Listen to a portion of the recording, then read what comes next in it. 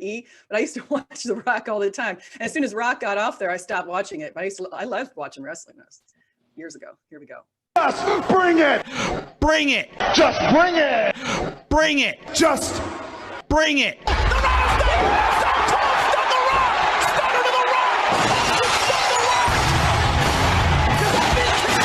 So recently there was a debate between fellow apologist and friend of mine, Michael Jones of Inspiring Philosophy, against atheist AronRa on the topic, is Christianity dangerous? To no surprise, Aron gives and starts talking about his typical definition of faith. Faith is a belief that is not based on evidence. And is something he's said in other videos of his. Faith is an assertion of unreasonable conviction, assumed without reason, and defended against all reason. Now, despite the fact that Michael already corrects all of these mistakes in his opening speech, and I can find no scholar that specializes in Koine Greek who says this is what the Bible teaches, which we will get to later, Aron sticks to his definition and brings this up again later on in the debate.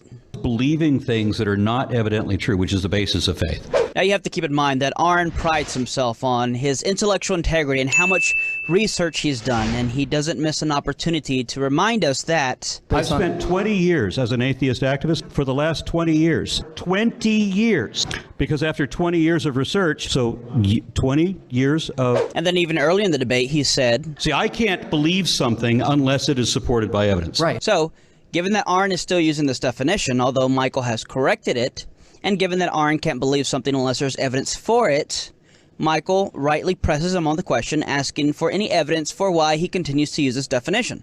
Boom. So what do you see? What do you see as his reasoning for doing that? Why do you think he continues to do it?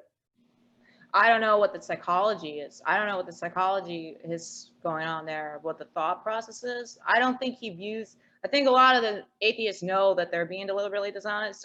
In AronRa's case, I don't think it's that. I think it's more cognitive dissonance and his thinking being clouded by anger. But so let's just get this clear. So AronRa, it's not just like he's claiming some Christians or one Christian organization.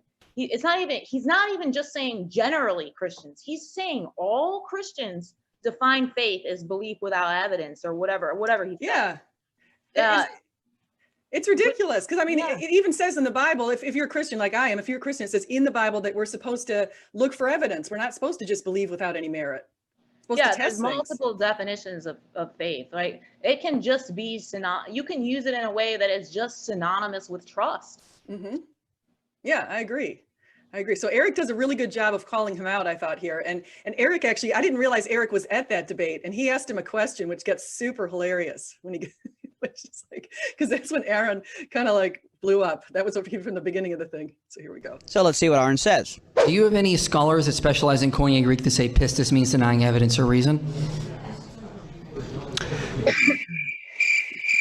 Scholars who say that say again? Pistis, the Greek word we translate as faith, means denying evidence or reason.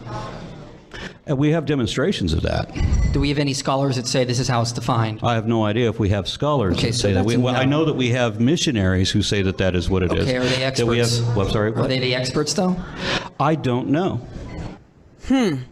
Okay, how is the word pistis defined in Aristotle, Antiphon, Diodorus, Plato? Have you looked into that at all? No, I haven't looked into how Aristotle interpreted that. No.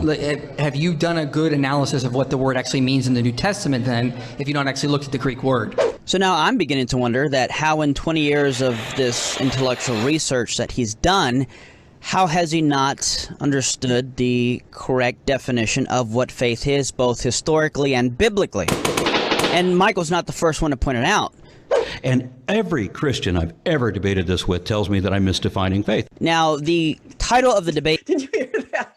He says every Christian he's debated has told him he's wrong, and he just keeps doing it. So now it's getting to be kind of obnoxious in a way, don't you think?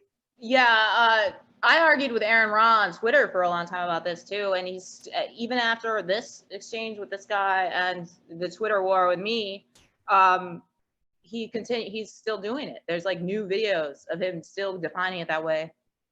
Yeah, I think he wants to make us look as dumb as possible. That's what he's trying to do. I think he wants to paint Christians as like these, feeble-minded, silly people who have faith based on zero evidence at all. And that's just that's something that people like IP actually represent us really well as far as debates, because in fact, on Twitter, I did a poll to see who is the best Christian YouTube channel, and IP won out of all these other people. I put him up even against William Lane Craig. So he's coming out pretty far ahead in a lot of different polls. So, but should we listen to more?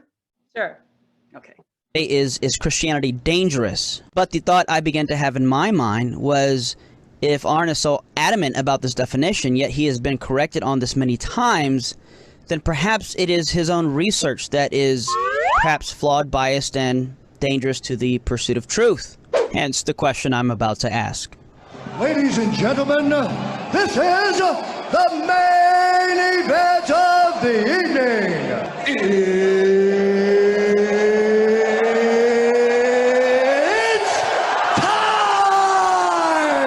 This question's for Aron. You mentioned that in 20 years of rigorous research, you found no evidence, I think you said, of Christianity. But No, that's not what I said. I said in 20 years of arguing with Christians that they told me that I'm wrong about the belief in faith, that faith is not a belief that is not based on evidence. I say that faith is a belief that is not based on evidence. They all say, oh yeah, we have evidence. I say, okay, fine. What is it? And I've always specified that I'm looking for scientific evidence. They ask, what evidence would I accept? I said, how much evidence would you accept? They would ask. I said, I'll take anything that qualifies as evidence. Any body of objectively verifiable facts which positively indicate or exclusively concord with that particular position over any other. In 20 years, I think without exception, Okay. there has been no one to present any scientific evidence that actually indicates the Christian God, or indeed any God, or in fact anything supernatural at all. okay, I appreciate the clarification. Yeah, that doesn't- Everything he just said wasn't addressing the question at all. No, that's the thing. He's so busy focusing on Christianity and it not being, here's the thing that he's doing, and this is what Eric's going to point out. It's a category error, because you're not going to find evidence of the supernatural in just looking at natural. And that's what science does. Science looks at the natural world. And so he's not even looking in the right places or listening to the right places by boxing it out and saying it has to be scientific evidence. So, but then the other thing is, with pistis and this whole idea of faith-based without any sort of evidence. So he's going to go on another rant here, which is when it gets really interesting. So he'll turn this up. Here we go. Change the question I'm about to ask. So, you mentioned that in 20 years of rigorous research, you found no evidence of what you're looking for. But then when Michael pressed you on naming just one scholar who defines the word faith in the way you put it, you couldn't name one. So my question is, could it be possible that your research is maybe flawed, biased, and even maybe dangerous to the pursuit of truth? I have conducted this experiment, as I explained, over and over and over and over again. Did you catch IP over there laughing? It's like, okay. Having this exact conversation at least once a week for 20 years. Not one Christian ever has produced evidence. He didn't either, nor can you. No one can. It doesn't exist. That's not the debate demand tonight. that anybody in this room who calls yourself a Christian, if you think you have scientific evidence to indicate you're God, bring it. You ain't got it. I win. So you get nothing. You lose. Good day, sir. He gets a little testy, doesn't he? And this looks like it's before any alcohol. I mean, it looks like they're just drinking water here. So imagine what it would be like if there had been a little like beers in front of him. He might jump out of his chair. I don't know. What do you think? Yeah. Yeah, he's pretty funny. I'm sorry my question upset you, but that wasn't my question, but I'll move on. Thank you. He said, I'm sorry my question upset you, but that's not Wait, he does have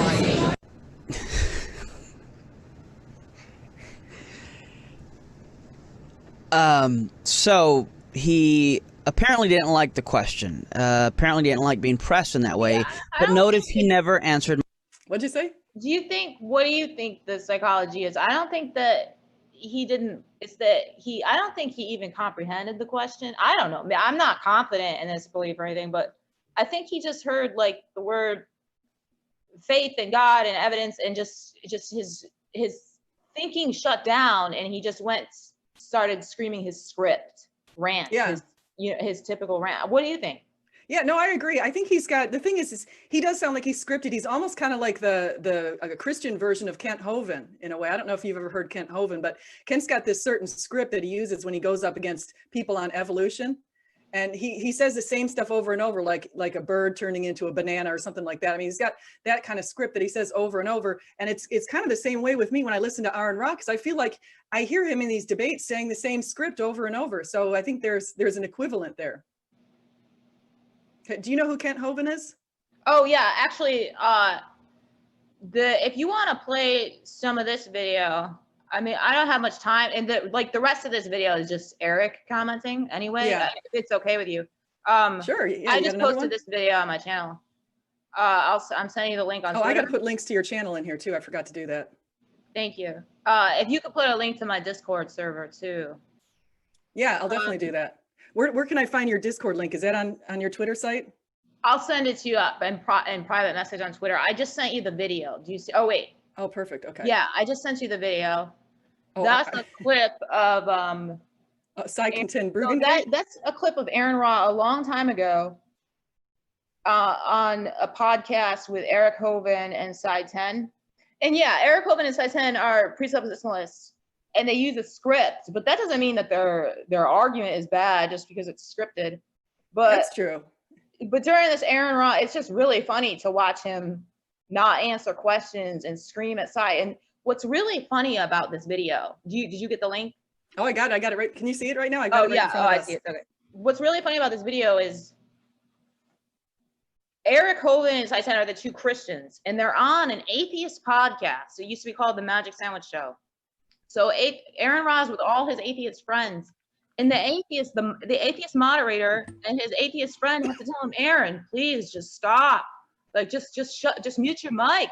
And AronRa is screaming so loud. His voice is like hoarse because this was right after the 2012 Reason rally, and he had been screaming at atheists so much that he's trying to scream, but his voice is hoarse because he's been screaming at atheists so much recently. And then he's screaming so loudly though that his mic is cutting in and out, so you can't hear some of what he's saying. And Side 10 keeps he'll repeat the question, and you can see Eric Hovind laughing. Like you can see him light up laughing. It's just hilarious. So play some of this. And this is from your channel? This is your channel? Yeah, I just uploaded it as a clip of. Okay. The full debate is in the link to the description. Perfect. Okay, here we go. Excuse me. I drank some water, or tea or whatever, went down the wrong side. Sorry about that little coughing fest. Okay. No, I'm saying he's all powerful and logic. Is it logic? Aron, please. Aron, please. Logic is please. Okay. This is not a good state. Wait, can't you just mute him? Yeah, Aron, you're getting a bit disruptive here.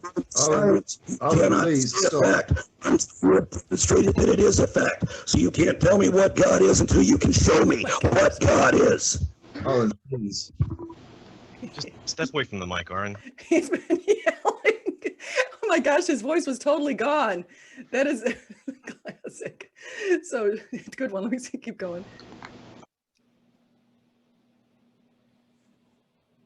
Did you do this editing? Well, if it's contingent upon the existence of a supernatural being making it valid, then how do you know that 2 + 2 = 4 is truly equal to 4, or simply because God has decided today that 2 + 2 = 4? So how do you know that your reality is the correct reality without revelation?